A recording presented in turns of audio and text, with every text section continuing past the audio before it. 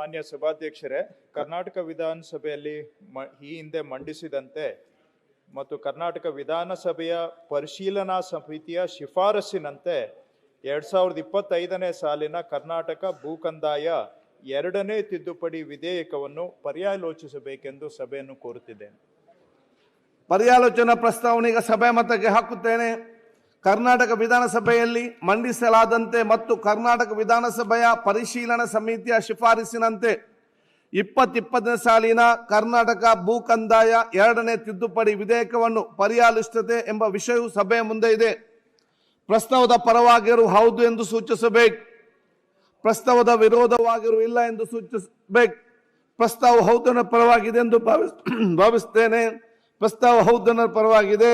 ಪ್ರಸ್ತಾವಕ್ಕೆ ಅನುಮೋದನೆ ದೊರಕಿದೆ. ಮಾನ್ಯ ಸಚಿವರು. ಸಭಾಧ್ಯಕ್ಷರೇ, ಈ ತಿದ್ದುಪಡಿ ವಿಧೇಯಕ ಈ ಹಿಂದೆ ಸದನದಲ್ಲಿ ಮಂಡನೆ ಆಗಿತ್ತು. ಆ ಸಂದರ್ಭದಲ್ಲಿ ಸದನದ ಅಭಿಪ್ರಾಯದಂತೆ ಇದನ್ನು ಪರಿಶೀಲನಾ ಸಮಿತಿಗೆ ಸಲ್ಲಿಸಿ, ಪರಿಶೀಲನಾ ಸಮಿತಿಯಲ್ಲಿ ಎಲ್ಲ ಪಕ್ಷದ ಸದಸ್ಯರು ಸಹ ಸಮಾಲೋಚನೆ ಮಾಡಿ 4 ಸಭೆಗಳನ್ನು ಮಾಡಿ ಎಲ್ಲರ ಸಹಮತವನ್ನು ತೆಗೆದುಕೊಂಡು ಆ ತಿದ್ದುಪಡಿಯಲ್ಲಿ ಬದಲಾವಣೆಗಳನ್ನು ಮಾಡಿ ಮತ್ತೆ ಸದನದ ಅನುಮೋದನೆಗೆ ನಾವು ಮಂಡಿಸಿದ್ದೇವೆ. ಸಮಿತಿಯಲ್ಲಿ ಸಾಕಷ್ಟು ಚರ್ಚೆ ಆಗಿದೆ. ವಿವರವಾಗಿ ಹೋಗೋದಕ್ಕಿಂತ ಸಾರಾಂಶವನ್ನು ನಾನು ತಮಗೆ ಹೇಳ್ತೇನೆ. ಯಾಕಂದರೆ ಒಂದು ಜಿಲ್ಲೆಯಲ್ಲಿ ಇದು ಪ್ರಮುಖವಾದಂಥ ವಿಷಯ ಆಗಿರೋದ್ರಿಂದ ಹೇಳಬೇಕಾಗತ್ತೆ. ಮತ್ತು ತಾವು ಹಿಂದೆ ಏನು ಹೇಳಿದ್ರಿ ಸರ್, 2 ವಿಷಯ ತಾವು ಹೇಳಿದ್ರಿ.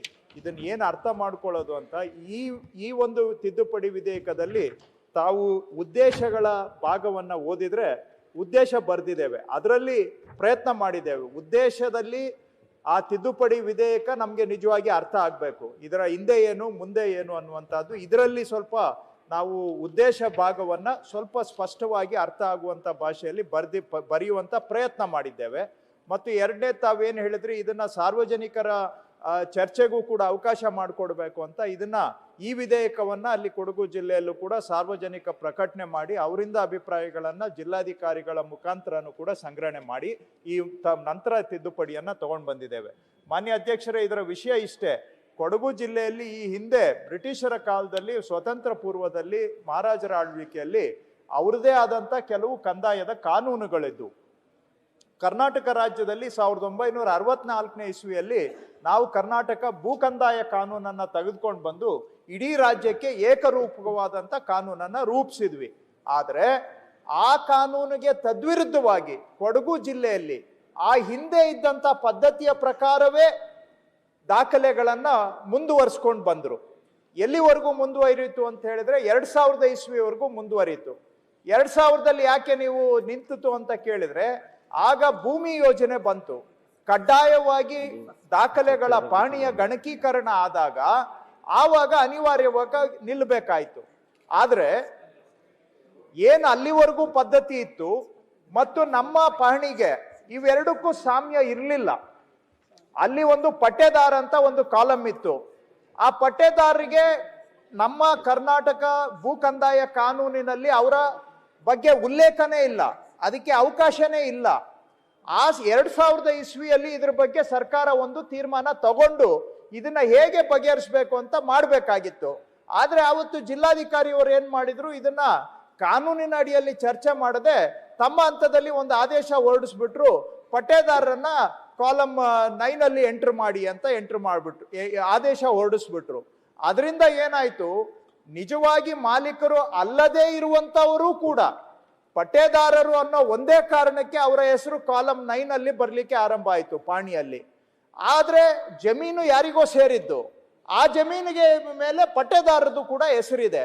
ಇದರಿಂದ ಏನಾಗ್ತಾ ಇದೆ, ವ್ಯಾಜ್ಯಗಳು ಮತ್ತು ಅಲ್ಲಿ ಸರಿಯಾಗಿ ಏನು ಒಂದು ಪೀಳಿಗೆಯಿಂದ ಇನ್ನೊಂದು ಪೀಳಿಗೆ ಹಕ್ಕು ವರ್ಗಾವಣೆ ಆಗ್ತಾ ಇಲ್ಲ ಮತ್ತು ಅವರು ಮಾರಾಟ ಮಾಡಲಿಕ್ಕೂ ಆಗ್ತಾ ಇಲ್ಲ. ಪಟ್ಟೇದಾರರಿಂದ ನೀವು ಸಹಮತಿಯನ್ನ ತಗೊಂಡು ಬನ್ನಿ ಅಂತ ಕೇಳ್ತಾರೆ.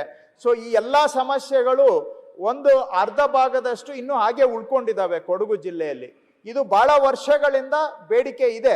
ಹಿಂದೆ ಪ್ರಯತ್ನ ಆಗಿದೆ, ಆಗಿಲ್ಲ ಅಂತಲ್ಲ. 2012ನೇ ಇಸ್ವಿಯಲ್ಲಿ 13ನೇ ಇಸ್ವಿಯಲ್ಲಿ ಒಂದು ತಿದ್ದುಪಡಿ ಆಗಿ ಸ್ವಲ್ಪ ರಿಲೀಫ್ ಆಯಿತು. ಆದರೆ ಗ್ರೌಂಡ್ ಲೆವೆಲ್ಗೆ ಹೋದಾಗ ಸಂಪೂರ್ಣವಾಗಿ ಅದಕ್ಕೆ ಪರಿಹಾರ ಸಿಗ್ತಾ ಇಲ್ಲ ಅಂತೇಳಿ ಈಗ 2 ವರ್ಷಗಳಿಂದ ಸಮಾಲೋಚನೆ ಮಾಡಿ ಇದಕ್ಕೆ ಪರಿಹಾರ ಕೊಡಬೇಕು ಅನ್ನೋ ಕಾರಣದಿಂದ ಈ ತಿದ್ದುಪಡಿ ವಿಧೇಯಕವನ್ನು ತಗೊಂಡು ಬಂದಿದ್ದೇವೆ.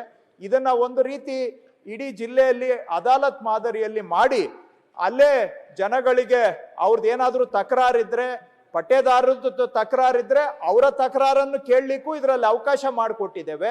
ಅವರ ತಕರಾರುಗಳನ್ನ ಕೇಳಿ 1964ನೇ ಇಸ್ವಿ 2000 ಇಸ್ವಿಯಲ್ಲಿ ಸರ್ಕಾರದಿಂದ ಏನು ತಪ್ಪುಗಳಾಗಿದೆ, ಅದರಿಂದ ಏನು ಜನಗಳಿಗೆ ತೊಂದರೆ ಆಗಿದೆ, ಅದಕ್ಕೆ ಪರಿಹಾರ ಕೊಡೋದಕ್ಕೆ ಈ ತಿದ್ದುಪಡಿ ವಿಧೇಯಕವನ್ನ ತಗೊಂಡು ಬಂದಿದ್ದೇವೆ.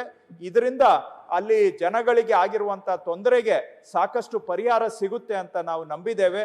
ಇದು ಆ ಜಿಲ್ಲೆಯಲ್ಲಿ ಬೇಡಿಕೆನೂ ಕೂಡ ಆಗಿದೆ. ಕೆಲವು ಕೋರ್ಟ್ ನಿರ್ದೇಶನನೂ ಕೂಡ ಇದೆ ಇದರಲ್ಲಿ. ಅವೆಲ್ಲವನ್ನ ನಮ್ಮ ಸಮಿತಿಯಲ್ಲಿ ಕೂಲಂಕುಷವಾಗಿ ಪರಿಶೀಲನೆ ಮಾಡಿ ಚರ್ಚೆ ಮಾಡಿ ಈ ಪರಿಹಾರದ ಉದ್ದೇಶದಿಂದ ಈ ತಿದ್ದುಪಡಿಯನ್ನ ತಗೊಂಡು ಬಂದಿದ್ದೇವೆ. ಅಂಗೀಕರಿಸಿಕೊಡ್ಬೇಕಾಗಿ ಸಭೆಯನ್ನ ಕೋರುತ್ತೇವೆ. ಗ್ಯಾರಂಟಿ ನ್ಯೂಸ್, ಸುದ್ದಿ ಖಚಿತ, ನ್ಯಾಯ ನಿಶ್ಚಿತ.